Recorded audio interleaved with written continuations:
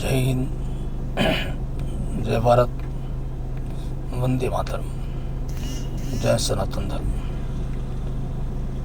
मेरे देश के नवयुवकों, सनातन धर्मावलंबियों, अपने सनातन धर्म के लिए, अपनी सनातन धर्म की रक्षा हेतु सर्वांगीण तैयारी करना चालू कर दो। हर स्तर पर तैयारी करना चालू कर दो और हर स्तर पर हर स्तर की लड़ाई लड़ने के लिए तैयार हो जाओ। मुझे अब ये कहने में कोई शर्म नहीं है कि इन मुसलमानों को, रोहिंग्या लोगों को जब तक हम बांग्लादेश नहीं भेज देंगे या फिर जहाँ से वो आए हैं वहाँ हम उनको नहीं भेज देंगे, तब तक हम चैन से नहीं बैठेंगे। अगर हम उनको भेज दिए, भेजने के उपरांत उनकी कट्टरता की संख्या अपने आप कम हो जाएगी, फिर इनको दबोच लेना हमारे लिए बहुत आसान काम होगा और इनसे जो भी लड़ाई लड़नी है, सरकार अपनी लड़ाई लड़ेगी, हम अपनी लड़ाई लड़ेंगे। सरकार की लड़ाई से हमारी लड़ाई कोई कमज़ोर नहीं होगी।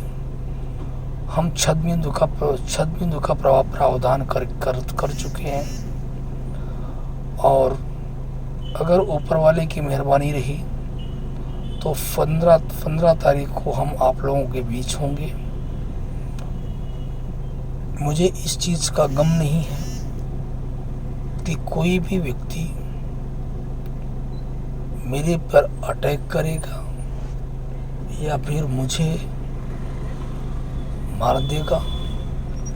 अगर हमारे एक आदमी के मरने से, एक आदमी के जाने से अगर हमारे सैकड़ों बहू बेटियों की इज्जतें बच सकती हैं तो मुझे उनके लिए मरना भी कबूल है। अगर एक आदमी के मरने से जन जागरण आ सकता है तो वो जन जागरण लाने के लिए हम मरने को भी तैयार हैं। अगर एक आदमी के मरने से सनातन धर्म में एक चेतना आ सकती है तो वो चेतना हम लाने को भी तैयार हैं। परंतु मेरे दोस्तों, हिम्मत मत हारो, पलायन करना बिल्कुल बंद कर दो और डटकर मुकाबला करना सीखो। अन्यथा दूसरा कश्मीर आप लोग तैयार कर रहे हैं जिसके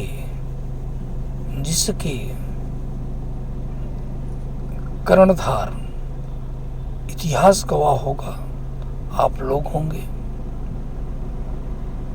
क्योंकि भाग जाना और अपने आप को भाग जाना और अपने आप को छिपा लेना ये किसी चीज़ का हल नहीं है। हर चीज़ का हल क्रिया की एक प्रक्रिया होनी चाहिए समुचित, जो नहीं हो पा रही है। और ब्राह्मण और क्षत्रिय जो भी हैं वो ये मत सोचें कि दलितों के साथ अत्याचार हो रहा है। दलित भी हमारे भाई हैं, वो भी हमारे बंधु हैं। केवल एक चीज़ सोचें कि सनातन धर्मियों के साथ अत्याचार हो रहा है, उस अत्याचार को मिटाना हमारा परम कर्तव्य है और हम उसको मिटा कर रहेंगे। जय हिंद, जय भारत, वंदे मातरम।